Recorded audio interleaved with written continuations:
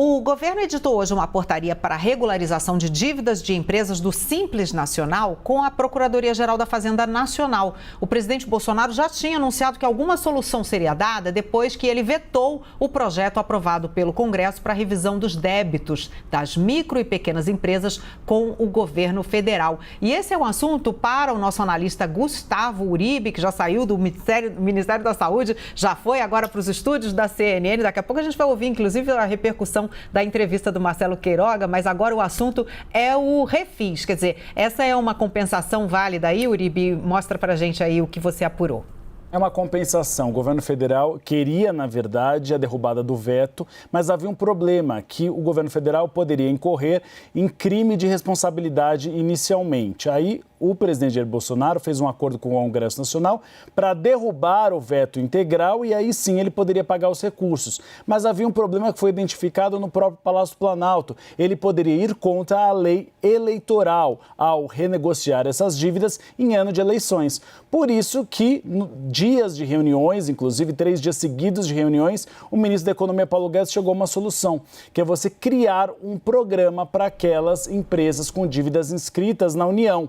Inicialmente, elas pagariam 1% da dívida e teriam 8 meses para parcelamento destes débitos. É uma maneira que o governo federal encontrou de tentar, então, renegociar essas dívidas, não deixar essas empresas saírem, então, do programa Simples, porque a regra anterior é que todas que tivessem pendência sairiam agora no dia 1º de janeiro deste ano, que já passou, mas que elas podem agora se inscrever nesse novo programa de débitos e aí sim continuar no programa Simples. Nem todas vão poder renegociar nesse novo programa, só aquelas com dívidas maiores e inscritas na União. As demais vão ter que encontrar uma nova maneira de negociar essas dívidas para continuar no programa. Mas foi uma maneira que o Ministério da Economia encontrou para não fazer com que o governo incorresse nem em crime de responsabilidade fiscal e nem incorresse contra a lei eleitoral. Carla.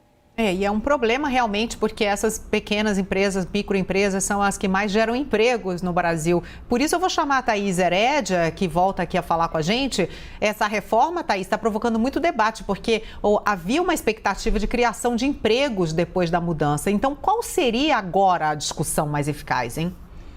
Carla, é o seguinte, as empresas, essas micro e pequenas empresas, elas perderam muito durante a pandemia. Nessa portaria que foi editada agora, um dos critérios usados pelo governo foi para discutir qual é o desconto, qual é o parcelamento, em quanto tempo a empresa vai poder pagar o que deve. Um dos critérios vai ser exatamente quanto ela perdeu e se ela perdeu durante a pandemia, porque é o critério da capacidade de pagamento. Uma empresa que sofreu prejuízos muito fortes tem uma menor capacidade de pagamento, portanto, ela precisa de um plano que estenda mais a sua dívida e que, se for possível, dê um maior desconto ao débito, àquilo que ela deve.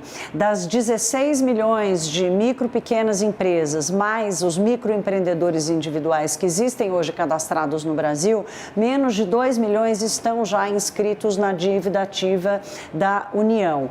O débito total desses quase 2 milhões de pequenos negócios chega a um pouco mais de 130 bilhões de reais, ou seja, é uma dívida grande, mas muitas dessas empresas, se não tiverem acesso a um programa de renegociação, que é uma discussão que vem desde 2020, desde que o governo resolveu suspender o pagamento, adiar o pagamento de vários impostos, porque as empresas perderam completamente o seu faturamento, essa discussão sobre a transição, a ferramenta, o instrumento de saída para que essas empresas voltassem a pagar os seus impostos, ela já acontecia. Então, agora surge essa portaria, que não é o que gostaria o Congresso Nacional, não é o que foi aprovado pelo Congresso Nacional, mas, de alguma forma, dá uma ponte para essas empresas se inscreverem, não perderem a oportunidade de continuar no Simples e terem alguma forma de renegociar a sua dívida. Carla.